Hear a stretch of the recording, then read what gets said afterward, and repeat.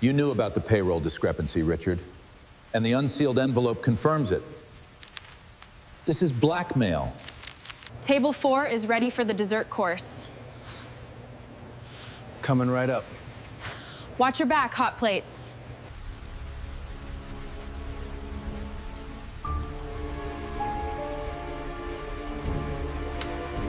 Mr. Coleman, this is inappropriate. I am simply addressing a staff matter, Mr. Hayes. Please, I'm okay.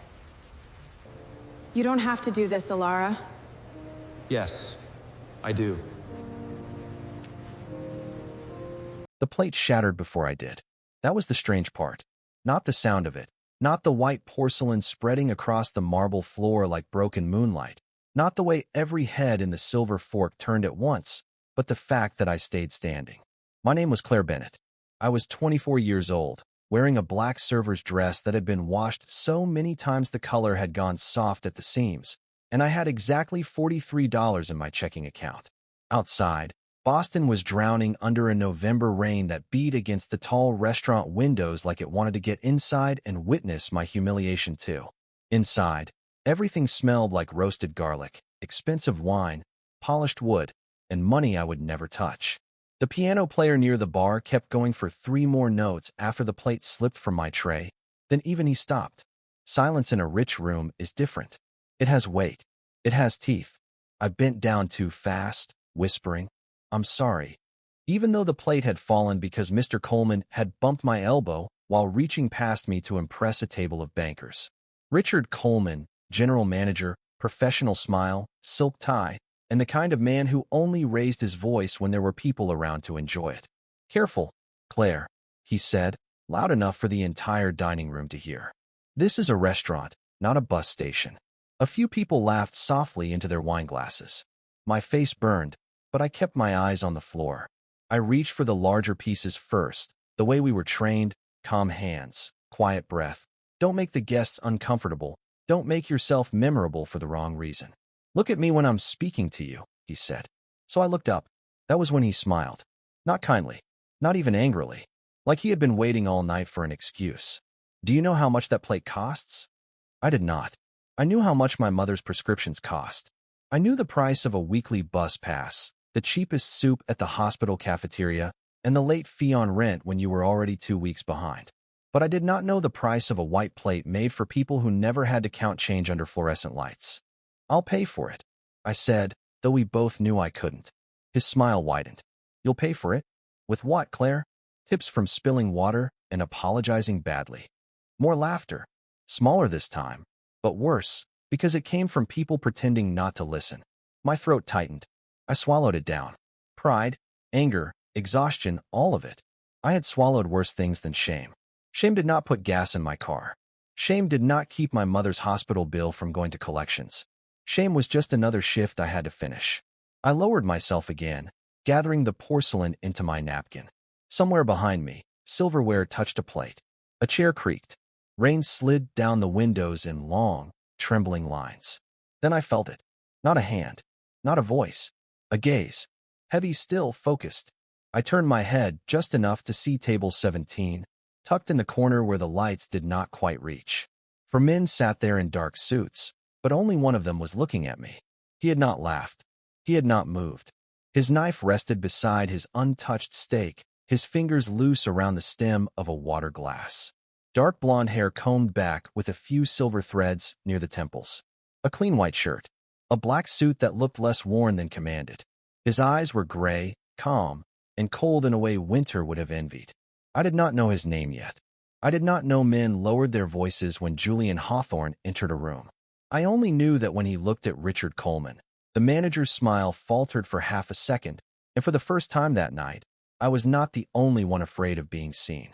I wanted to cry, but crying was a luxury I had learned to schedule after midnight, in my car, with the heater broken and the windows fogging from breath I could barely afford to waste. So I gathered the broken plate, tucked the sharp white pieces into my napkin, and made my hands steady, because steady hands meant I could keep working, and keeping work meant my mother got her medication on Monday. That was the simple math of my life. Not dreams. Not dignity. Dollars.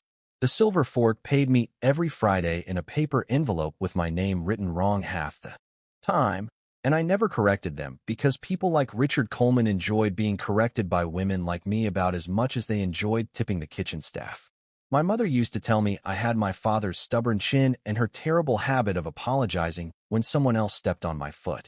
She was in room 412 at St. Mary's Medical Center, 20 minutes away if traffic was kind, 40 if Boston decided to punish everyone at once. I had left her that afternoon with a paper cup of iced chips on the table, a library book open on her blanket, and a smile that disappeared the second she thought I was not looking. "Do not work too hard, honey," she had whispered. I kissed her forehead and lied. I never do. By 6 that evening, I had changed in the employee restroom, pinned my hair back with 2 bobby pins and prayer, and checked my phone 3 times for messages from the billing office. By 7, Table 5 had complained that the soup was too hot. By 8, a man in a navy blazer had snapped his fingers at me like I was a dog. By 9, Richard had already told me my posture made the restaurant look cheap.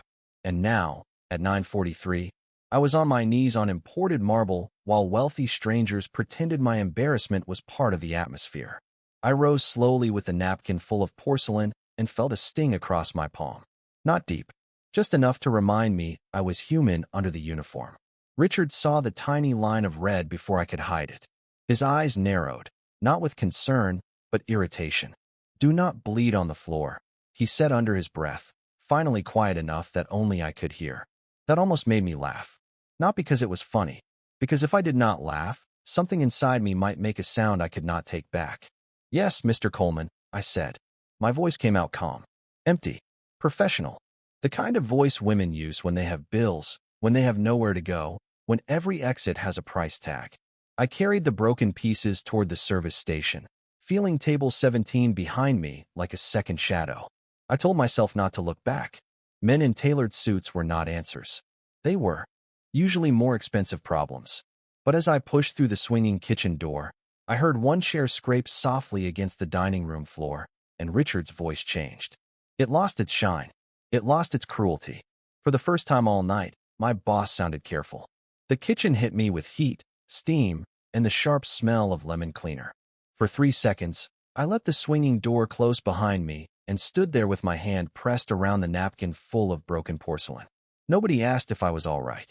In restaurant work, pain was only interesting if it slowed service. Plates clattered. Pans hissed. The line cook called for garnish. Maria, the hostess, glanced at my hand and winced, but Richard had eyes everywhere, so she looked away before kindness could get her in trouble. I dropped the pieces into the trash and wrapped a paper towel around my palm. The cut was small. The shame was not. I had almost managed to breathe normally when the kitchen door opened again. Richard stepped inside, his smile gone, his cheeks tight with the effort of holding himself together. Behind him, through the round window in the door, I could see table 17. The man in the black suit had not followed. He was seated again, but his attention remained fixed on us with a stillness that made the entire room feel smaller. Richard noticed me noticing him. That was my second mistake. The first had been being poor in a place built to punish poverty politely. "Do you enjoy making scenes, Claire?" Richard asked. His voice was low now, smooth as oil over a dirty pan. "No, Mr. Coleman. Because out there, it looked like you wanted attention." My fingers tightened around the paper towel. I was only trying to clean it up. He stepped closer, not close enough to touch me, just close enough to remind me that my schedule, my paycheck, and my mother's medication all passed through his hands first. "Table 9 says their wine service was delayed. Table 4 says you forgot the extra bread. And now a broken plate in the middle of the dining room during our busiest seating." He tilted his head. "Do you understand how replaceable you are?" I heard the sentence like a glass filling too. Full. Slowly. Quietly. Ready to spill. "Yes, sir." "Good. Then go back out there and apologize properly." I looked up. I already apologized. His smile returned, thinner this time. Not to me. To the room. For a moment, I thought I had misunderstood him. The noise of the kitchen seemed to fade around the edges. "I am sorry." "Exactly. That is a start."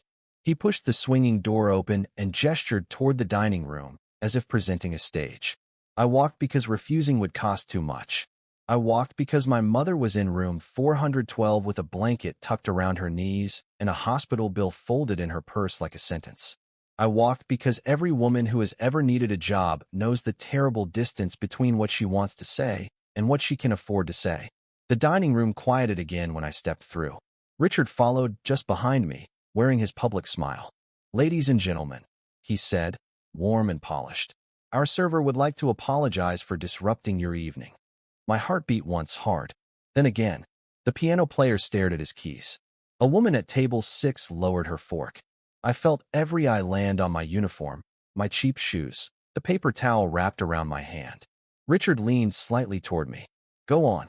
I looked at the room, at the chandeliers, at the rain, at the people waiting to see how small I could become. Then my eyes found table 17. Julian Hawthorne was no longer holding his glass. Both of his hands rested on the table, calm and open. His face revealed nothing, but something in his gaze held me upright. So I swallowed the fire in my throat and said, "I apologize for the interruption. I hope the rest of your evening is peaceful." It was not the apology Richard wanted. It was not low enough, not broken enough. His jaw tightened. A few guests looked away, uncomfortable now that my voice had sounded like a person instead of a servant. Richard laughed softly, trying to recover control. "Claire is still learning the standard we expect here." Then he reached for the towel in my hand, lifted it just enough for the closest tables to notice the red mark beneath, and said, "And apparently learning not to damage herself while damaging our property." No one laughed that time, not even politely. The silence changed shape. It sharpened. From the corner, the soft scrape of a chair crossed the room like thunder wearing gloves. Julian Hawthorne stood so quietly that it took the room a second to understand he had moved at all. He did not shove back his chair. He did not raise his voice.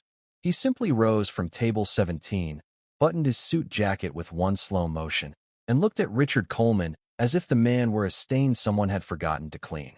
The 3 men seated with him stopped eating at once. Not dramatically, not with surprise.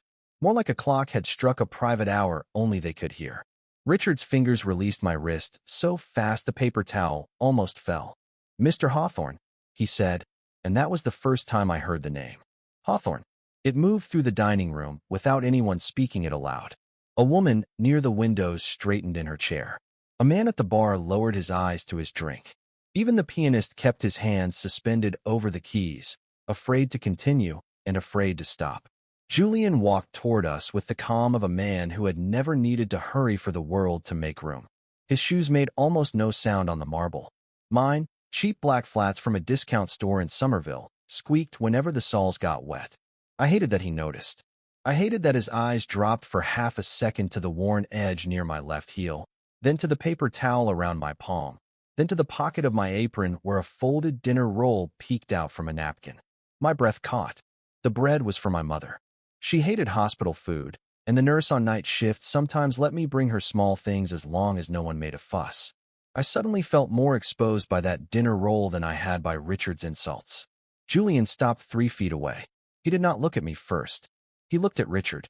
"Is this how you run a dining room?" His voice was low, smooth, almost bored, but the air changed around it. Richard gave a quick laugh, the kind managers use when they are trying to turn cruelty into customer service.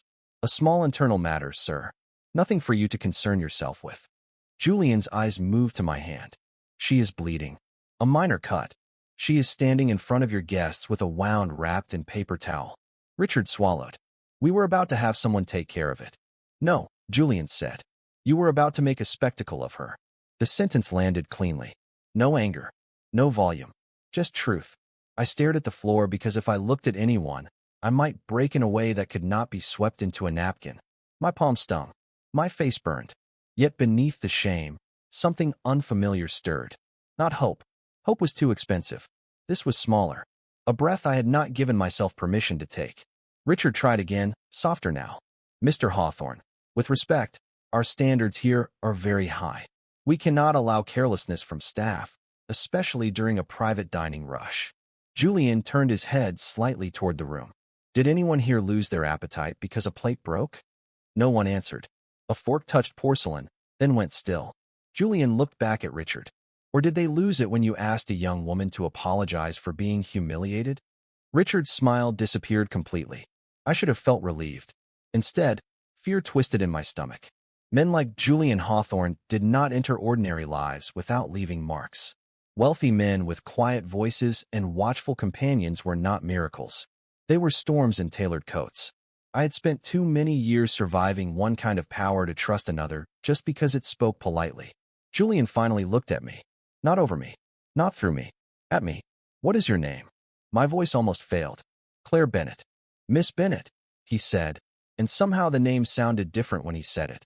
Less like a label on a time card and more like something that belonged to me. "Has anyone cleaned that cut properly?" I shook my head once. Richard opened his mouth, but Julian lifted one hand, barely an inch, and the room went silent before he could speak. Then Julian asked the question that made Richard's face lose the last of its color. "Who owns this restaurant?" Richard Coleman opened his mouth, but no sound came out at first. For a man who made a living turning other people small, he looked suddenly unsure of his own height. His eyes flicked toward the bar, then the kitchen door, then the ceiling as if the answer might be hiding in the chandeliers. "The ownership group is private," he said carefully. Julian did not blink. "Names." The word was soft, but it changed the temperature in the room. Richard tugged at his tie. "Harrison Hospitality. Several investors. I manage daily operations." "Poorly," Julian said. A few guests shifted in their seats. Not laughing now. Not smiling. Just waiting. The way people wait when thunder rolls too close to the house. I should have felt satisfaction. Instead, I felt exposed. Every second Julian stood there defending me made Richard hate me more, and men like Richard did not forgive embarrassment. They collected it. They stored it. They found quiet ways to charge interest. "It is fine," I said before I could stop myself. My voice sounded too small in that room, but it was mine. "Really, I can wash my hand and get back to work." Julian looked at me then, and something almost human moved behind his gray eyes. Not pity. I would have hated pity. This was closer to recognition, as if he had just watched someone try to close a door while the whole house was on fire. "You should not have to ask permission to be treated decently," he said. I wanted to answer. I wanted to say that decent treatment did not pay hospital bills, that pride was easy for men who arrived in black cars and never counted quarters at gas stations. But before I could speak, a sound came from table 6. A sharp scrape. A glass tipping over. Then a woman gasped.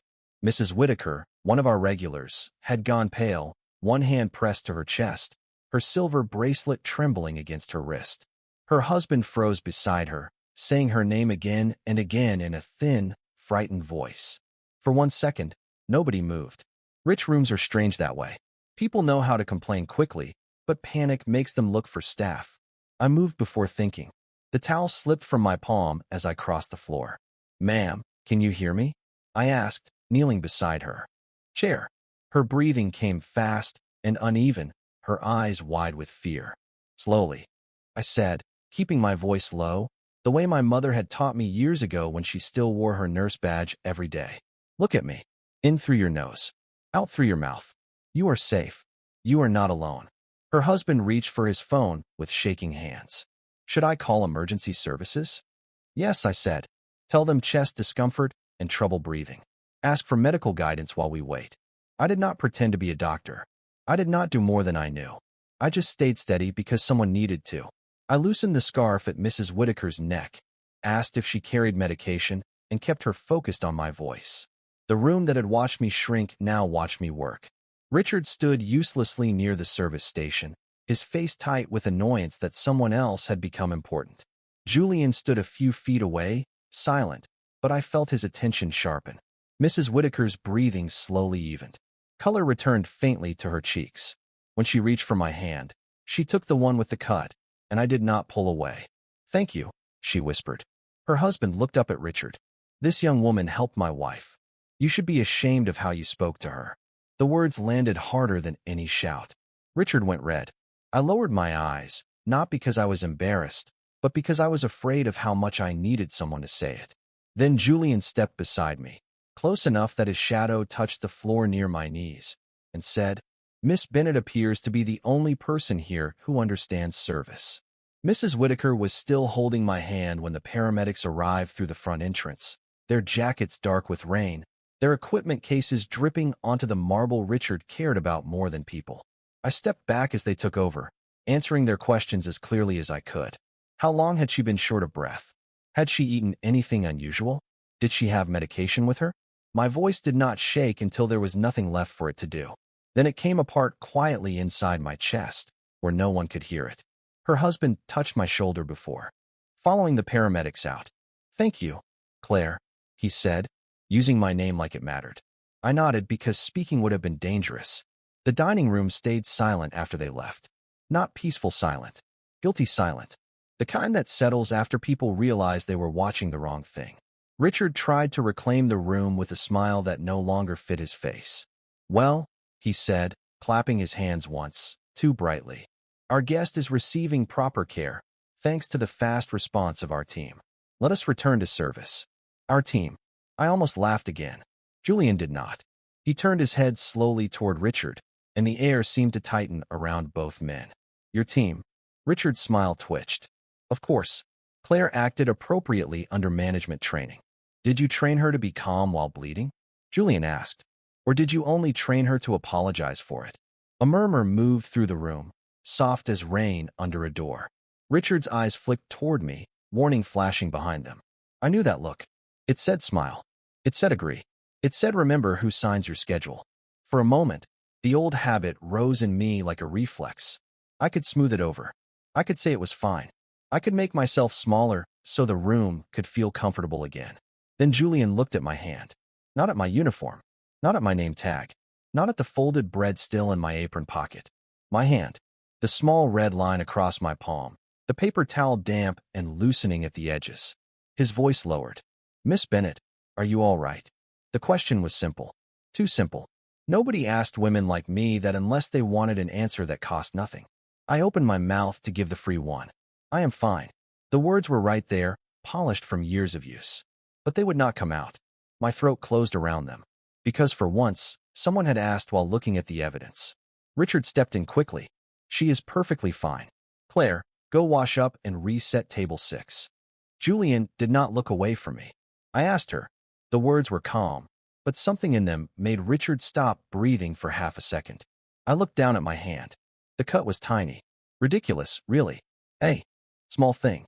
But sometimes a small thing is where the whole body finally admits it is tired. "No," I said softly. The room heard it anyway. Richard's face hardened. "Excuse me." My heart slammed against my ribs. I had never said no to him in the dining room before. Never in front of guests. Never with rent due and my mother waiting for me to bring her a sweater because the hospital room was always cold. I forced myself to lift my chin. "No, I am not all right." It was not dramatic. It was not loud. But it changed everything. Julian's eyes shifted, just slightly, as if something he had suspected had finally been confirmed. Richard let out a short, embarrassed laugh. "She is emotional. Long shift. These things happen in hospitality." "No," Julian said, and now his voice carried to every corner of the silver fork. "Humiliation is not hospitality." The room froze. Even the rain seemed quieter against the glass. Richard's mouth opened, then closed. Julian stepped closer, never touching me, never crowding me, but placing himself between Richard's smile and my shame. "A woman bleeding in the middle of your dining room should not have to lie for a man who fears clean mirrors." No one moved. I felt the sentence pass through me like heat after years of cold. Richard looked around for support and found only lowered eyes.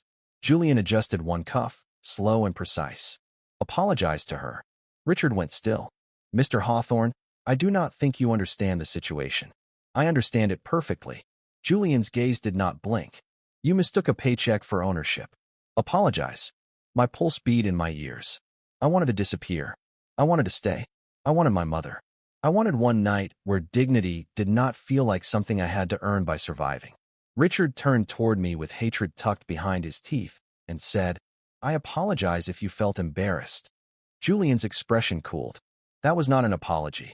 That was grammar hiding cowardice. For the first time all night, someone at the bar made a sound that might have been agreement. Richard's face flushed dark. He swallowed. Then, each word dragged from him like a stone. He said, "I am sorry, Claire. I was wrong to speak to you that way. I should have felt victorious. Instead, I felt the floor tilt beneath me, because men like Richard never paid in the moment. They waited until the witnesses went home. Julian seemed to know it too. His eyes moved briefly toward the kitchen, then back to Richard. Good, he said softly. Now let us discuss who taught you that cruelty was management. Richard Coleman did not answer Julian's question. Men like him had long speeches for people beneath them and sudden silence for people above them. He stood there with his hands at his sides, his apology still souring the air between us, while the dining room pretended not to stare. Julian waited. That was the frightening part. He did not fill the silence.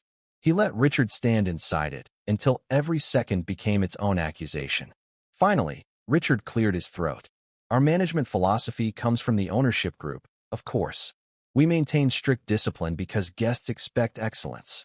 Julian's eyes moved across the room, past the white tablecloths, the crystal glasses, the candles burning in little pools of gold. Excellence does not require cruelty. Richard smiled tightly. Hospitality is demanding. So is poverty, Julian said. Yet Miss Bennet has managed it with more grace than you have managed one dining room. My stomach tightened. I did not know how he knew. Maybe he did not. Maybe poverty showed in ways I could never hide.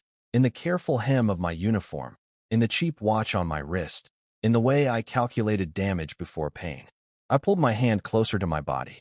I did not want this stranger naming my life in front of people who had spent more on dinner than I had spent on groceries that month. Julian turned to one of his men. First aid kit. The man moved instantly toward the host's stand, and Maria hurried to help him, grateful for permission to be kind. I shook my head. That is not necessary. Julian looked back at me. Your hand should be cleaned. I can do it myself. My voice came sharper than I intended. The room seemed to inhale. Richard's mouth twitched, almost pleased, as if he had been waiting for me to offend the wrong man. But Julian did not look offended. He looked interested. Of course you can, he said. That was not the question. I felt my cheeks warm again, but this time it was not shame. It was anger, small and bright, finally finding oxygen. I appreciate what you did, I said, keeping my voice low. But I do not need to be handled. One of the men at table 17 glanced up. Richard watched like a dog waiting for dropped meat. Julian stepped back half a pace. Not much. Just enough that I noticed he had heard me. You are right, he said. You do not. That should have ended it. But the words kept pushing at my ribs. Maybe because I was tired. Maybe because Mrs. Whitaker had called me by my name. Maybe because being defended in public felt too close to being owned in another direction. Men like you do not rescue people for free, I said. A soft sound moved through the dining room. Richard's eyes widened with satisfaction. Julian's expression did not change, but the gray in his eyes deepened, like clouds closing over the harbor. No, he said quietly. They usually do not. The honesty startled me more than any denial would have. He took the first aid kit from Maria when she returned, set it on the nearest table, and opened it without touching me. But tonight, I am not asking you for anything. He placed antiseptic wipes, gauze, and a bandage in a neat line on the white cloth. I am not rescuing you, Miss Bennet. I am correcting him. Richard went rigid. Mr. Hawthorne, I think this has gone far enough. Julian finally looked at him again. Not nearly. Then he reached into his jacket and withdrew a business card, cream-colored, thick, with only his name and a phone number printed in black. He placed it beside the bandage. If he withholds your wages, call me. My breath caught. Richard's face changed so quickly most people missed it, but I did not. Fear first, then rage, then the smooth mask sliding back into place. That will not be necessary, Richard said. Julian ignored him. If he changes your schedule as punishment, call me.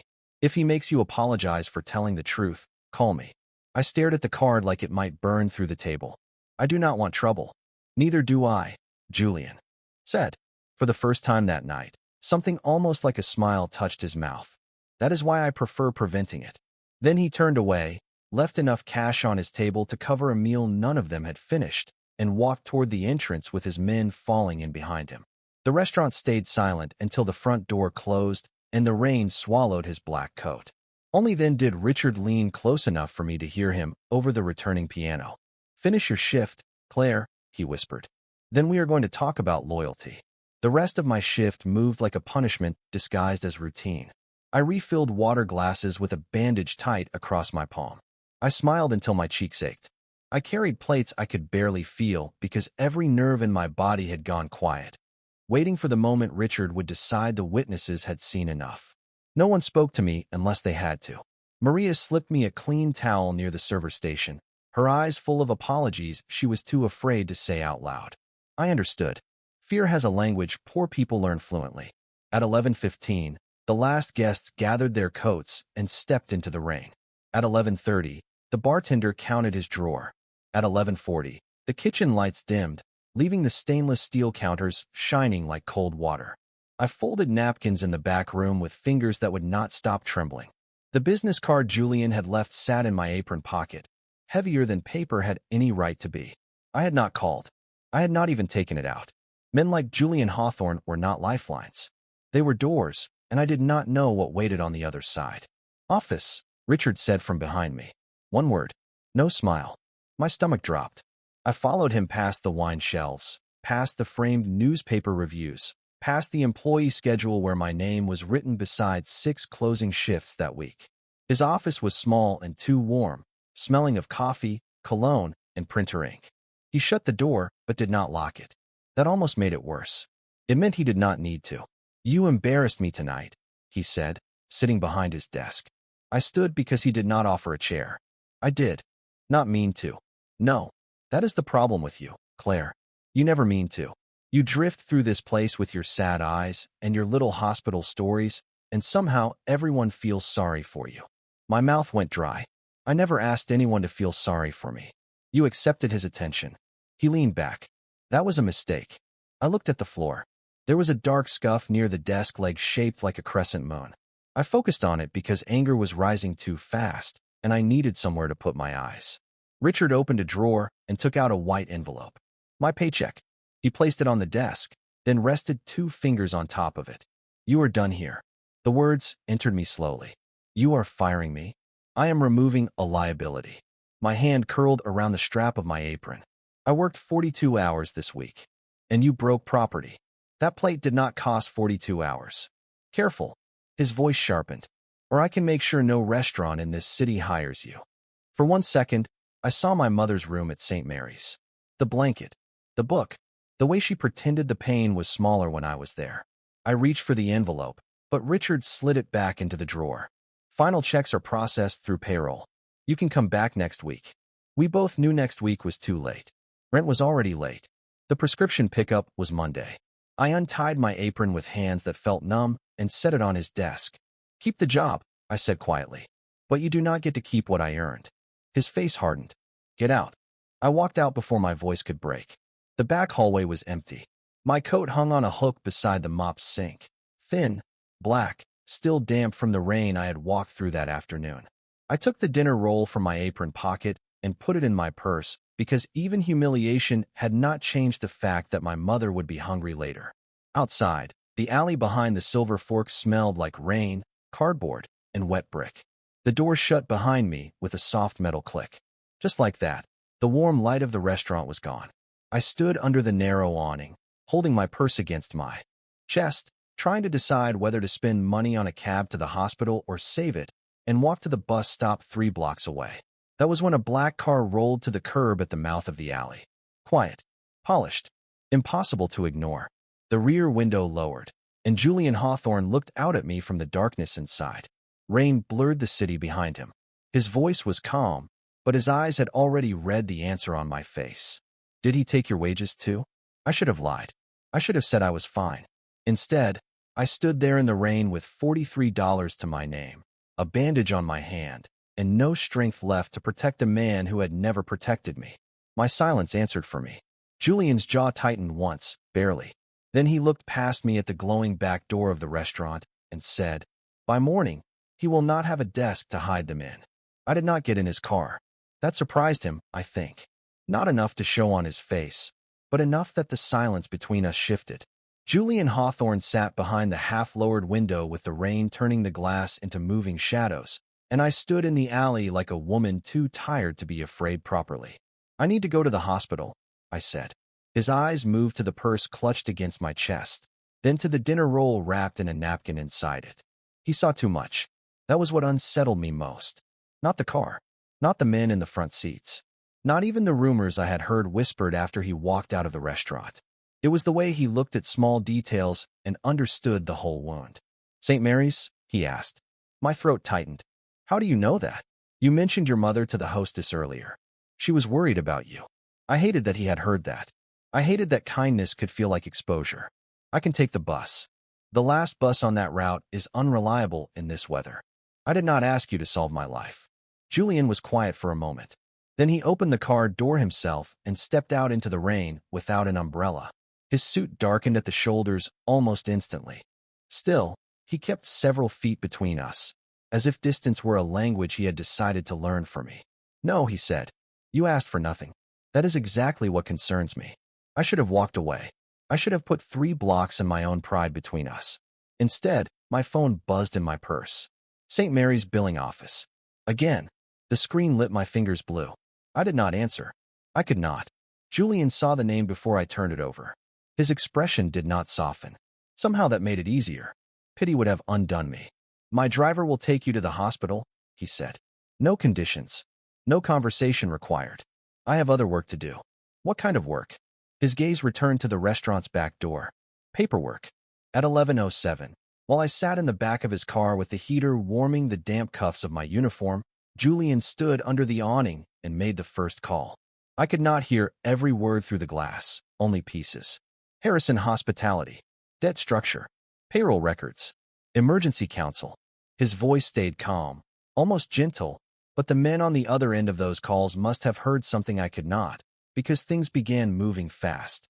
Another black car arrived before we pulled away. Then another. A woman in a charcoal coat stepped into the alley with a leather briefcase and a phone pressed to her ear. Julian spoke to her for less than a minute. She nodded once and went inside through the back door Richard had closed behind me. That was the last thing I saw before the driver took me towards St. Mary's. Boston blurred past the windows in streaks of yellow taxi lights and wet brick. I sat with my bandaged hand in my lap, the business card still in my pocket, and tried not to imagine Richard laughing in his office while my paycheck sat locked in a drawer.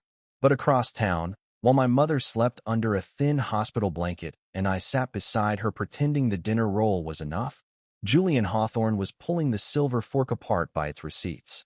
By 11:29, his lawyers had found unpaid overtime claims hidden under staffing adjustments.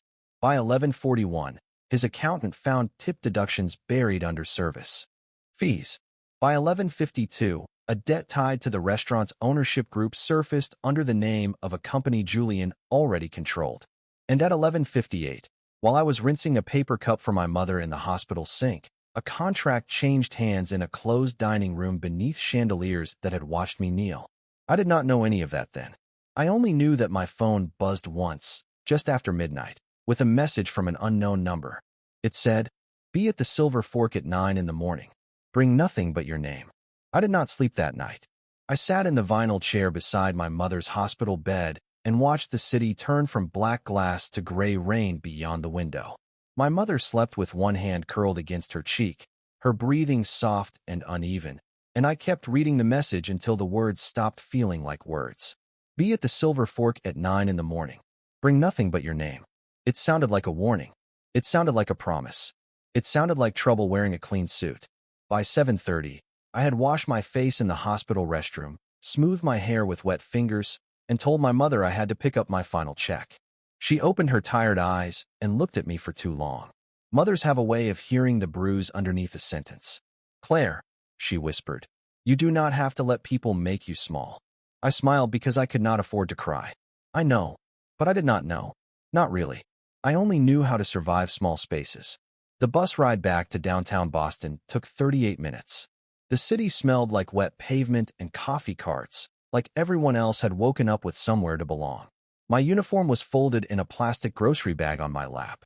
I had worn jeans, a sweater, and the black coat that never kept out enough cold.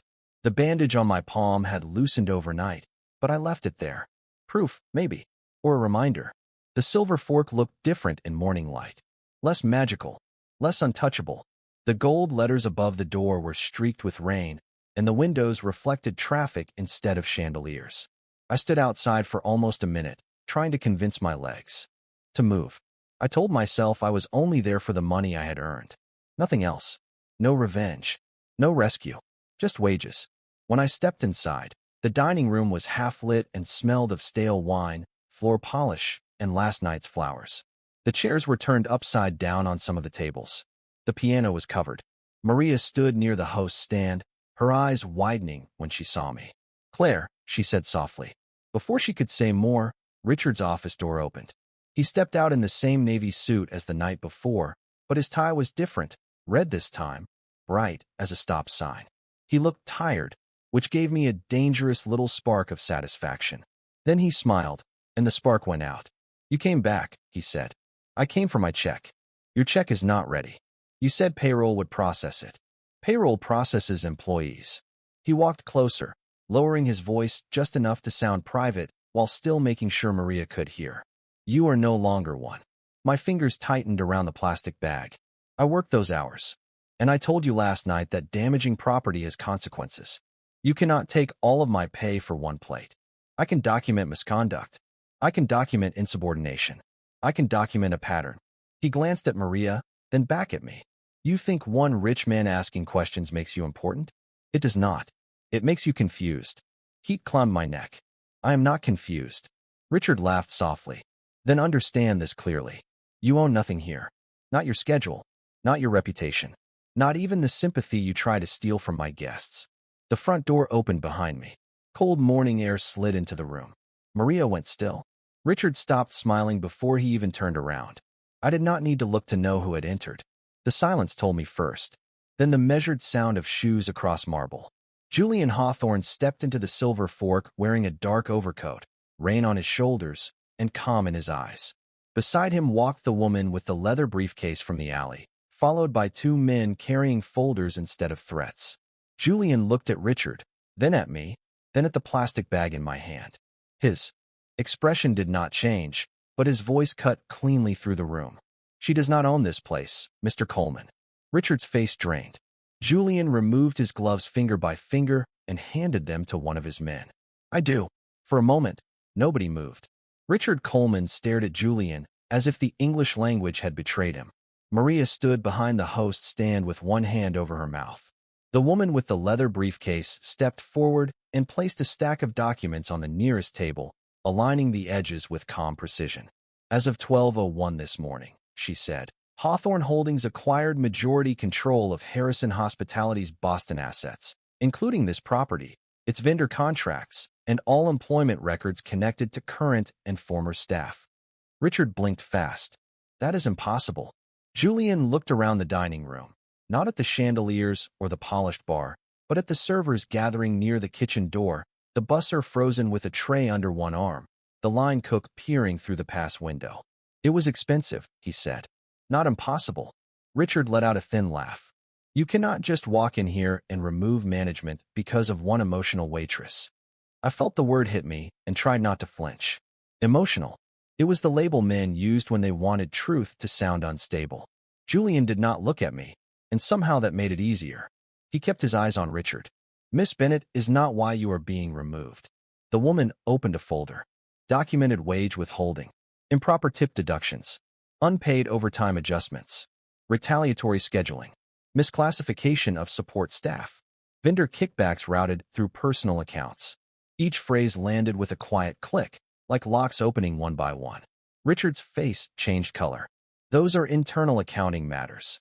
They are crimes when they affect payroll," she said evenly. Julian rested one hand on the back of a chair. "Every employee will be paid what they are owed by close of business today. With interest." A sound moved through the staff. Not applause, not joy, something more fragile. Disbelief learning how to breathe. Maria started crying. Silently. The busser, Anthony, looked down at his shoes. He had worked double shifts for months and still brought instant noodles for lunch. Richard turned toward the employees, desperation sharpening his voice. "Do not listen to this performance. None of you understand how business works." For the first time, I spoke before I could think better of it. "We understand when our checks are short." The room went still again, but this silence felt different. It did not crush me. It held me up. Richard looked at me with the same hatred he had carried from the office, but now it had nowhere to go. Julian glanced at the woman with the briefcase. She removed a small envelope and handed it to him. He walked toward me, stopping at a respectful distance. "Your wages," he said. 42 hours. Missing tip share. The illegal deduction he intended to make for the plate. Corrected. I stared at the envelope in his hand. My name was written on it properly. Claire Bennett. Not Claire. Not Bennett, comma Claire. Just my name, whole and careful. I took it with my bandaged hand, and for one terrible second, my eyes burned. Thank you, I whispered. Julian's voice softened, only slightly. You earned it. Behind him, Richard tried one last time. This is absurd. You are humiliating me in my own restaurant. Julian turned back slowly. No, Mr. Coleman. I am letting the truth speak in the room where you taught people to stay silent. No one cheered when Richard was escorted to the office to collect his personal belongings. It was not that kind of victory. It was quieter, cleaner, the kind that comes when a door that had been locked from the outside finally opens. As he passed me, Richard would not meet my eyes. That should have satisfied me. Instead, all I felt was tired. Tired and shaking and strangely light. Julian watched him leave, then faced the staff. No one loses employment today because he lost authority. You will all have individual meetings with human resources. You will all be paid correctly, and no one will be required to apologize for being treated unfairly. Maria sobbed once, then laughed through it. The piano in the corner remained covered, the morning rain still streaked the windows, and the restaurant that had made me feel small for 8 months suddenly seemed like just a room. Marble, tables, chairs, nothing holy, nothing untouchable. Julian looked at me across the space Richard had emptied behind him, and I realized something that frightened me more than his power. He had not bought the restaurant to possess me. He had bought it to remove the man who thought possession was management. The staff did not rush back to work after Richard left. For a few minutes, we stood inside the Silver Fork as if none of us knew what to do with a room that had stopped threatening us. Maria wiped her cheeks with the heel of her hand. Anthony kept opening and closing his mouth like he wanted to say thank you, but had forgotten how words worked. The woman with the briefcase began arranging meetings in the private dining room, calling people by name, asking for pay stubs, schedules, old envelopes, anything that proved what they had been owed. Julian let her handle it. He did not stand in the center demanding gratitude. He did not turn justice into theater. He simply stepped aside and watched the damage begin to repair itself. That frightened me in a quieter way. Cruel men usually wanted witnesses. Powerful men usually wanted applause. Julian Hawthorne wanted neither.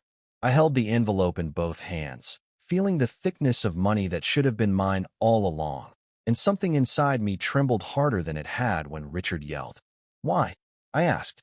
My voice barely carried across the empty dining room. Julian turned from the window. Morning rain traced silver lines down the glass behind him. Why what, Miss Bennett? Why buy an entire restaurant because one waitress was treated badly? His eyes held mine for a long moment. I did not buy it because one waitress was treated badly. The answer should have relieved me. Instead, it tightened the air in my lungs. He walked to the table where his lawyer had left one final folder, thinner than the others, older looking, its edges slightly worn. He opened it, removed a photograph, and placed it on the white tablecloth between us. I did not touch it at first. I only looked. The picture was faded, maybe 15 years old, taken outside St. Mary's Medical Center. A woman in blue scrubs stood near the ambulance entrance, her hair pinned badly, her smile tired but warm. My mother, younger, stronger. Standing beside her was a boy with pale hair and frightened gray eyes, one arm in a sling, wrapped in a hospital blanket. Behind them, half out of frame, stood a teenage boy with the same eyes, tall and rigid, trying very hard not to look scared. My mouth went dry. That is my mother. Julian nodded. Yes. I looked closer at the teenage boy. The shape of the jaw, the guarded mouth, the impossible stillness. That is you. I was 17. His voice changed when he said it. Not softer exactly. Older. My younger brother, Elias, was brought into St. Mary's after an accident near the harbor. Our family did not trust many people then. We trusted even fewer hospitals. Your mother stayed with him for 9 hours after her shift ended because he kept asking whether he was going to be sent home alone. I sat down because my knees had stopped feeling reliable. The restaurant blurred at the edges. My mother had told me hundreds of hospital stories, but never that one. Or maybe she had, and I had been too young to understand that kindness could echo for years. Julian looked at the photograph, not me. She refused payment. My father offered more than most nurses made in a year. She told him to use it for someone who had no one waiting in the lobby. A laugh slipped out of me, broken and wet. That sounded exactly like her. Generous to the point of danger. Tender with everyone except herself. So you tracked us down? I tried. He slid another paper toward me. Old addresses. Closed apartments. A clinic bill. My father's name crossed out. My mother's medical debt circled in red. By the time I found her again, she was already sick. By the time I found you, Richard Coleman was holding your wages in a drawer. I stared at him, anger and gratitude tangling so tightly I could not separate them. You could have told me. Last night, you would not have believed me. He was right, and I hated that. I looked at the photograph again, at my mother's hand resting gently on Elias Hawthorne's shoulder, at Julian standing behind them like a boy already learning how to become a wall. So this was a debt? I asked. His eyes lifted to mine. No, a debt can be paid and forgotten. This was a vow I was late keeping. The words entered quietly, then stayed. I thought about my mother sleeping under a thin hospital blanket, never knowing that one night of kindness had returned wearing a black coat and carrying legal documents. I pushed the envelope back toward him. I do not want charity. Julian did not take it. Good. Because that is not charity. That is yours. And the restaurant. Mine, he said. Then, after a pause, for now. Something in his tone made me look up. He reached into the folder and removed a second envelope, sealed, with my name written across the front in the same careful hand. Your mother saved my brother because she believed people deserve care before they deserve paperwork. Last night, you proved you learned from her. I did not open the envelope. I was afraid of what it might offer. A job, a trap, a future too large to trust. Julian seemed to understand. I bought the restaurant, Miss Bennett. Not you. My fingers tightened around the photograph. For the first time since the plate shattered, I believed him. I did not open the second envelope until the room had emptied enough for my breathing to sound like my own again. Maria was in the private dining room with the lawyer, crying over 3 months of missing tips.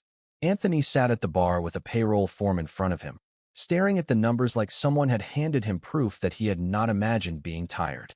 The cooks spoke quietly near the kitchen, their voices careful, as if kindness had rules they had not learned yet. Julian stood by the window, giving everyone space inside the place he now owned. That was the part one could not understand. He had more power than anyone in the room, and somehow he was the only one not using it to take up more air. I slid my finger under the envelope flap and pulled out a single page. It was not a contract. Not exactly. It was an offer for a temporary operations role, paid weekly, with health insurance starting immediately, flexible hospital leave, and authority to help rebuild staff training from the ground up. My name was printed at the top. Claire Bennett. Again, spelled correctly.